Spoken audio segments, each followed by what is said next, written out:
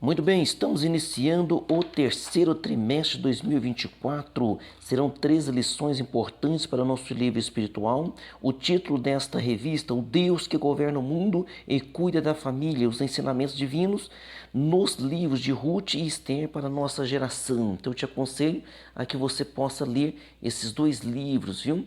Então nós estamos aqui com as 13 lições, os títulos dessas 13 lições, e nós começaremos aqui na lição de número 1, fazendo então este resumo, o título da lição: duas importantes mulheres na história de um povo, na história do povo de Israel.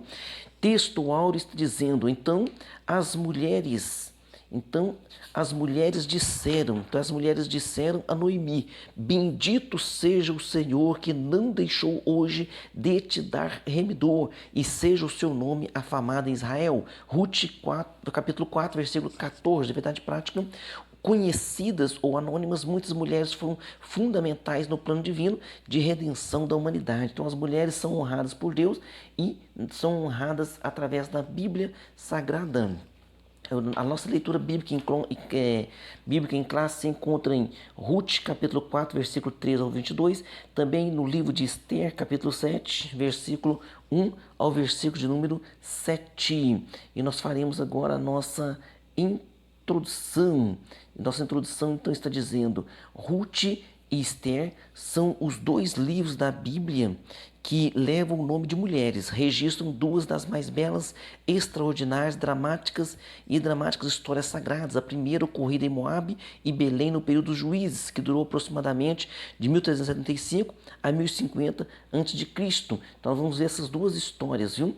E a segunda na Pérsia, depois do cativeiro babilônico, entre 483 e 473 a.C. Então a distância de uma história para outra é cerca de 5 séculos. A distância de Ruth para a distância da rainha Esther para Ruth, a Moabita, é uma distância de 5 séculos. Mas você vai ver, e quando nós estamos estudando, você parece que é uma história acontecida no outro dia, porque o Deus que age ali é o mesmo Deus. Então, o Deus que trabalha hoje também sobre a sua vida e a minha vida. Ruth e Esther viveram em épocas, circunstâncias e contextos muito diferentes, mas expressavam as mesmas virtudes. Então, elas tinham as mesmas virtudes. Você pode ver que elas tinham fé, convicção, humildade, coragem, obediência, simplicidade, e essas virtudes é que fez com que elas pudessem vencer. Pureza, abnegação, temor a Deus e disposição de servir. Essas duas mulheres foram fundamentais para a preservação do povo judeu, a descendência piedosa de Abraão. Suas vidas continuam sendo fontes de profunda inspiração para todos nós que desejamos viver na plenitude de Deus e sermos abençoados e honrarmos a este Deus. Então, a história delas também serve de inspiração não somente para outras mulheres, mas para todos nós. Primeira parte, Ruth, uma mulher importante para a linhagem de Davi. Por que Ruth ela se sobressai aqui nesta linhagem? Porque quando você vai em Mateus ler a descendência de Jesus, ele cita apenas 4 mulheres, porque essas mulheres teve episódios marcantes com essas mulheres. E uma dessas mulheres que é citada na genealogia de Jesus, citada apenas 4, uma dessas é a própria Ruth, moabita, primeira estrangeira. E outra coisa, de um povo que era um povo, veio de um povo moabita, que era um povo que tinha sempre alguma rincha com o povo de Israel. Então veja como que Deus trabalha. Deus é Deus do impossível. Então vamos lá no item 1, uma moabita, descendente de Moabe, filho da relação incestuosa de Ló, o sobrinho de Abraão, com sua filha mais velha. Então olha de onde vêm os moabitas. Eles vêm do sobrinho de Abraão, Ló.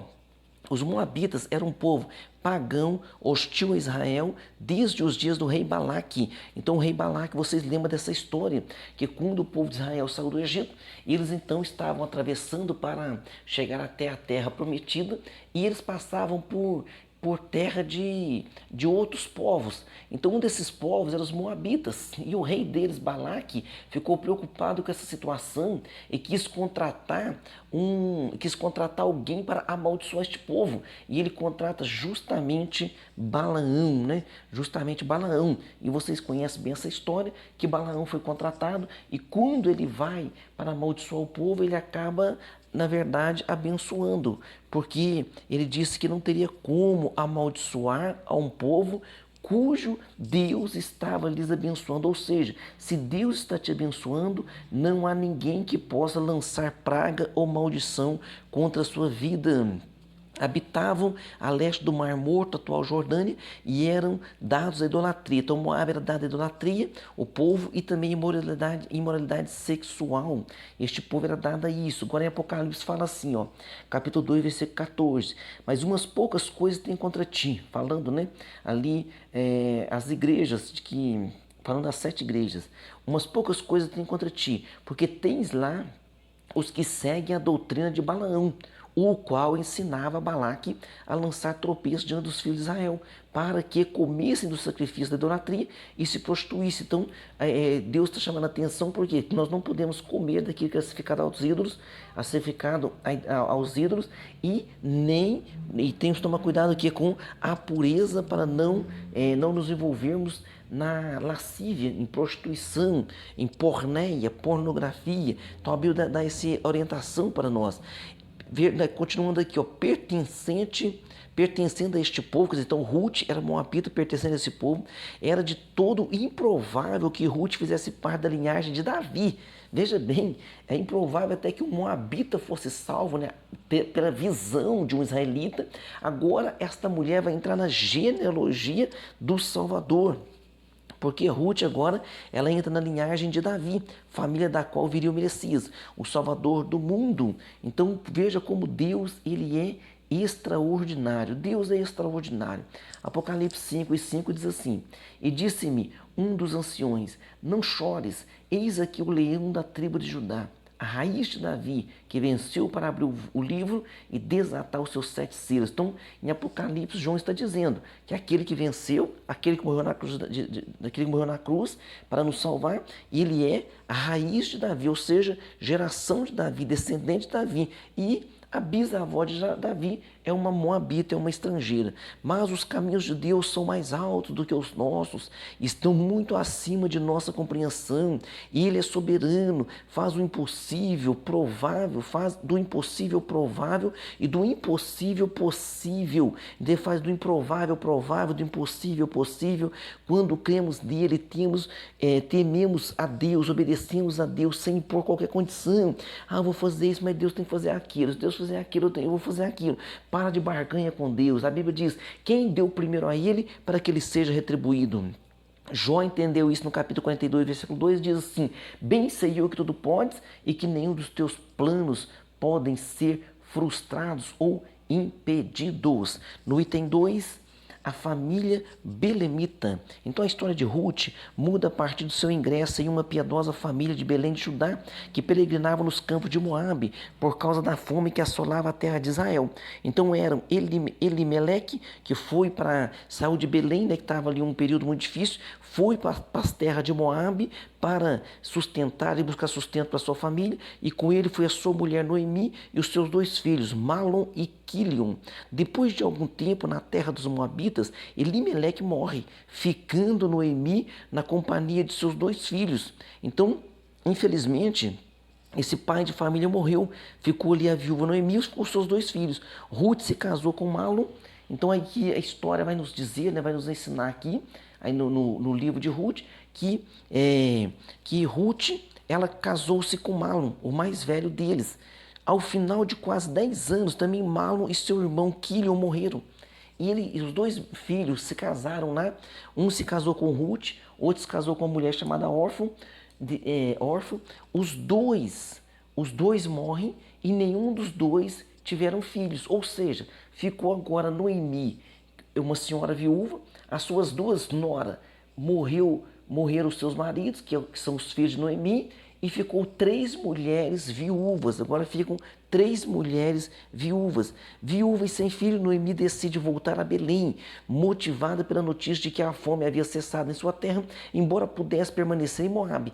Como decidiu Orfa, viúva de Quilion. Então Orfa decidiu ficar. Por quê? Porque Ruth foi explicar para elas, né? Ruth escolhe ir com a sua sogra Noemi, declarando sua fé no Deus de Israel. Então, na verdade, Ruth realmente amava sua sogra e também ela se converte ao Deus da sua sogra, se converte ao Deus de Israel. Então ela se converte ao Deus de Israel.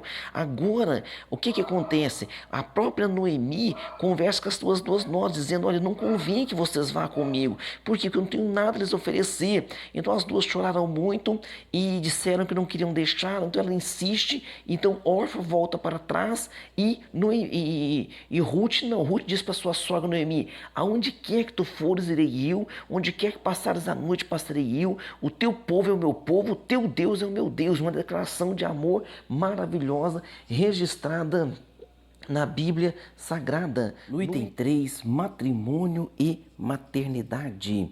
Esta síntese biográfica tem o seu ápice em Belém, com 2 eventos que foram fundamentais para que o propósito de Deus se cumprisse na vida dessa moabita. Apegada à sua sogra e sempre disposta a obedecê-la e servi-la, Ruth alcançou o favor de Deus, favor do Deus de Israel. E olha só em Ruth capítulo 2, versículo 12, a bênção ao qual Boaz roga sobre a vida dela. Boaz diz assim, ó: o Senhor galardoe o teu feito e seja cumprido o teu galardão do Senhor, Deus de Israel, sob cujas asas te vieste a abrigar. Por que Boaz faz isso? Porque Ruth está trabalhando ali no seu campo, né? E ele fica sabendo que Ruth, então, é a nora de Noemi, e que Noemi ficou viúva, Ruth ficou viúva, e esta Ruth, sendo moabita, deixou seus deuses, deixou a sua família e se apegou à sua sogra e também creu no Deus da sua sogra. Então Boaz dá esse elogio a ela. O casamento com Boaz, parente de Elimeleque, e o nascimento do seu filho Obed, que em hebraico significa servo, fazem de Ruth uma ascendente direta de Davi, de quem foi bisavó. Então ela foi bisavó de Davi, uma moabita foi bisavó de Davi, é integrante da genealogia do Senhor Jesus Cristo. Honrar o casamento e a geração de filhos traz bênçãos de Deus para muitas gerações. Então Deus é o Deus que abençoa a família e tem propósito sobre a família. Por isso ele chama Abraão, para que dê a Abraão, ele disse bem certo a Abraão, né? Disse assim: olha, de você, Abraão, vai vir alguém que vai abençoar todas as famílias da terra. E Jesus, ele é o descendente de Abraão, descendente de Davi. E em Jesus, todas as famílias da terra são abençoadas. Parte 2, Esther. Agora falamos de Noemi, falamos de Ruth, né? Vamos falar de Esther, a mulher que agiu para a sobrevivência dos judeus. No item 1, de Belém para Suzã, cerca de 5 séculos depois de distância de uma história para outra, a Bíblia nos apresenta outra mulher notável, Esther, também usada providencialmente por Deus para a preservação do povo de Israel, filha de Abiail, tio de Mardoqueu. Esther era judia, ou seja, era prima de Mardoqueu. Órfã de pai e mãe, foi criada pelo primo Mardoqueu. Em seu nome hebraico era Hadassah, que significa murta, uma das plantas favoritas do mundo antigo. Então era uma planta, né, que tem também umas flores bonitas, de folhas perfumadas e flores brancas e rosadas, usadas para perfumar ambientes e fazer grinaldas para os nobres nos banquetes. Já o nome dela persa era Esther, significa Estara, significa estrela. Esther fazia parte da geração de judeus nascidos no cativeiro, conforme Isaías e Jeremias haviam profetizado. O fim do cativeiro babilônico foi decretado por Ciro, rei da Pérsia, no ano de 538 a.C. Então já havia profecia de que o povo ficaria no cativeiro ali da Babilônia por 70 anos. E quando findou esses 70 anos, Deus usa ali os medos e persas para que vencesse o Império Babilônico e, através ali do rei persa, pudesse o povo de Israel voltar do cativeiro e reconstruir então, reconstruir Jerusalém, reconstruir aquela nação. No entanto, a maioria dos judeus permaneceu na Babilônia, sob o domínio persa. Na verdade, o judeu ele está esparramado pelo mundo todo, né? Então há muitas pessoas, porque foi um povo que sempre sofreu muita. Então, o povo de Israel, ele sempre estava muito disperso, sempre alguma nação ficava sob o domínio daquele povo, e aquele povo então se dispersou muito mundo afora. Você pode ver que hoje, em vários países, há pessoas de alto escalão em vários países que na verdade eles são judeus, eles são descendentes de Israel. Isso é uma coisa incrível, viu? É uma coisa assim para se pensar, por quê? Porque são profecias bíblicas se cumprindo. No item 2 aqui, no item 2, de órfã a rainha. Então era órfã e agora ela se torna rainha. Suzã era a capital do novo império. Lá viviam Esther e Mardoqueu, dentre milhares de outros judeus. Dotada de rara beleza, Esther integrou o grupo das moças virgens que se candidataram para suceder a rainha Vasti, deposta pelo rei Assuero por sua desobediência, como descreve o historiador judeu Flávio Joséfo. Vasti se recusou a comparecer a um banquete oferecido pelo rei nos jardins do seu palácio. E esse banquete, como ela não quis comparecer, né, desobedeceu a ele, esses banquetes, na verdade, não era festa de um dia, não. Isso era banquete de 3, 7 dias. E ela, quando o rei pede para que ela venha ali, ela o desobedece e ele toma conselho ali com os maiorais, né? E eles então decidem ele decidiu, né, depor aquela rainha para que não houvesse problema no seu reino, e Deus providencialmente prepara para que Esther fosse então a escolhida. Deus está sempre no controle de tudo.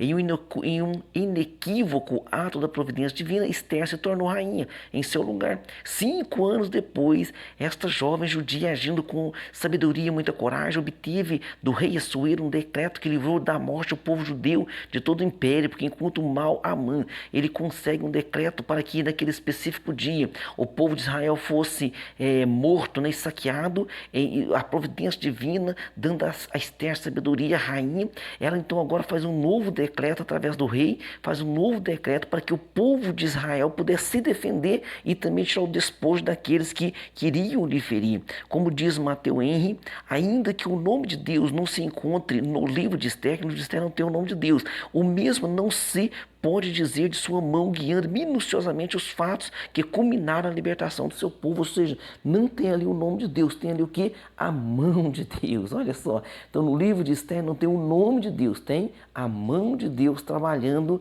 de forma toda especial e maravilhosa. No item 3 aqui, no campo ou no palácio.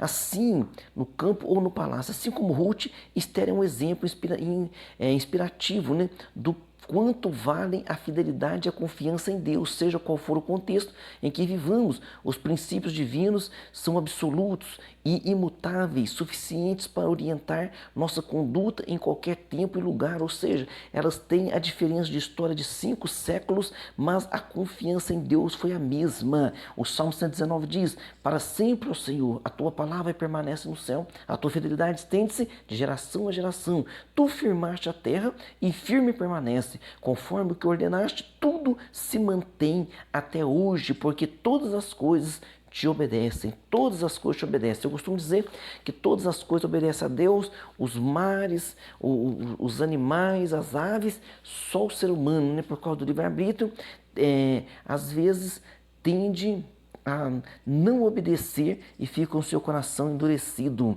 Parte 3. Mulheres de Deus como protagonista da história. No item 1, protagonismo feminino. A liderança masculina instituída por Deus não anula o propósito divino com a mulher, nem lhe retira a possibilidade de, em muitas circunstâncias, ser protagonista da história. Então a Bíblia, ela honra a mulher, Deus honra a mulher, Tanto é que lá em Gênesis, eu já citei aqui, né? O Senhor diz, da barriga da mulher vai nascer alguém que vai abençoar o planeta todo, salvar o planeta todo, que é o Senhor Jesus Cristo, nasceu da barriga da jovem Maria. Isso não implica, todavia, na necessidade de confundir ou inverter papéis entre mulher e homem. Os exemplos de Ruth e Esther são eloquentes nesse sentido.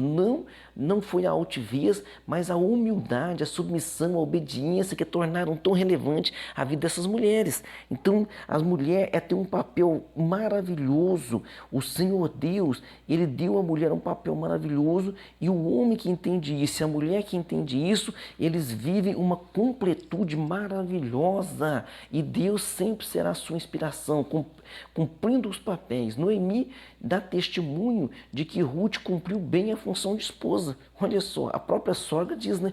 Ela elogia as duas noras. Ela diz assim, ó: e disse Noemi às suas duas noras: ide, voltai cada uma à casa de sua mãe, e o Senhor use convosco de benevolência, como vós usaste com os falecidos e comigo. Ou seja, vocês foram ótimas esposas, vocês foram ótimas noras, e Noemi então disse que se ela quisesse voltar, a órfã voltou, a Ruth permaneceu. Então ela cumpriu bem o seu papel. Seu extraordinário relacionamento com a sogra não nos permite, seu extraordinário relacionamento com sua sogra não nos permite outra conclusão. Ou seja, elas se davam muito bem, e cada uma, ambas eram mulheres sábias que conheciam bem os seus papéis. Alguém vai dizer: pastor, sempre tem aquela brincadeira com sogra. Será que Ruth e Noemi nunca teve algum entrevo? Nunca teve alguma desavença? Com certeza sim, porque são seres humanos, só que elas se amavam, se respeitavam e sabiam cada uma o seu papel. Então, o que é fundamental para uma boa convivência em família, inclusive entre nora e sogra, é cada um, né, saber bem o seu papel, cumprir bem o seu papel, com respeito e sempre com a graça de Deus. Educação familiar. Não foi apenas a beleza de Esther que lhe fez ser escolhida como rainha, mas também sua humildade e seu bom comportamento no palácio. Apesar de órfã, Esther havia recebido uma boa educação de Mardoqueu, do seu primo, a quem devotava obediência e profundo respeito. É no lar que somos forjados para grandes desafios da vida. Então nós precisamos sempre, né, ter essa atenção com os nossos filhos, para que Deus os guarde e os abençoe. Conclusão: Deus continua usando mulheres para cumprir seus propósitos. Algumas se tornaram conhecidas e algumas se tornaram conhecidas, têm seus nomes registrados na história, como é o caso de Ruth, Esther. Outras, como a mulher de Ló, não tem o seu nome, ali não está escrito o nome dela. Outros, como a mulher de Ló, como a mulher de Noé, viu? Outros, como a mulher de Noé, vivem a vida toda no anonimato. Mas que seria de Noé se a sua esposa não tivesse lhe apoiado? Imagina, naquela época não havia chuva. E agora o homem diz que vai construir, né, um barco enorme para colocar ali dentro vários animais, e esta mulher está ao seu lado, seus filhos estão ao seu lado. Mas nem por isso não deixam de ser importantes. O que seria do patriarca sem uma companheira fiel? O que seria daquele homem ao seu lado enquanto cumpria a missão divina que recebera? No reino de Deus, seja homem, seja mulher, o que importa não é o quanto a pessoa aparece, pois o Senhor olha para o coração. Então veja bem, não importa o quanto a pessoa aparece, mas todos os nossos feitos, aquilo que nós fazemos do nosso coração e ajudamos alguém, está registrado lá no céu, e Deus lhe recompensará. Perguntas número 1. A quais períodos históricos estão ligados o livro de Ruth e Esther? O livro de Ruth ocorre em Moabe, né, e também em Belém, no período dos juízes, que durou aproximadamente de 1375 a 1050 a.C. Já 5 séculos de diferença. O livro de Esther na Pérsia, depois do cativeiro babilônico, entre 483 e 473 a.C. Pergunta 2. Quem eram os Moabitas? Os Moabitas eram então lá os descendentes de Ló, de uma relação incestuosa, de Ló, e era um povo pagão, hostil a Israel, e que também, né, nos dias do rei Balaque, prejudicou muito o povo de Israel, porque ele seguiu o conselho de Balaão e acabou trazendo muita idolatria para o povo de Israel. Pergunta 3. Que eventos representam o ápice da história de Ruth? quanto aos propósitos de Deus na sua vida? Então, esta síntese biográfica tem seu ápice em Belém, com dois eventos que foram fundamentais para o propósito de Deus se cumprisse na vida dessa moabita. Ela se apegou à sua sogra e quando ela volta, né, servindo o Deus de Israel, ela casa-se com Boaz, se torna bisavó de Davi. Pergunta 4. Como a providência divina se manifesta no livro de Esther? Em um inequívoco ato da providência divina, Esther se torna rainha, né, em lugar de Vasti. 5 anos depois, essa jovem judia, agindo com sabedoria e muita coragem, obteve do rei Assuero um decreto que livrou o povo de Israel da morte, do seu extermínio naquele império. Pergunta 5. Para ser protagonista da história, a mulher precisa desempenhar o papel masculino? Não, claro que não, cada um tem seu papel. Então os dois é uma completude, homem e mulher é uma completude. Os exemplos de Ruth e Esther são eloquentes nesse sentido, não foi a altivez, mas a humildade, a submissão e a obediência que fizeram tão relevante a vida destas mulheres. Então vamos estudar durante todo esse trimestre a vida dessas duas mulheres, esses dois livros, né? O livro de Ruth e o livro de Esther, e será para muita edificação nossa, e que Deus continue abençoando você. Até a próxima aula.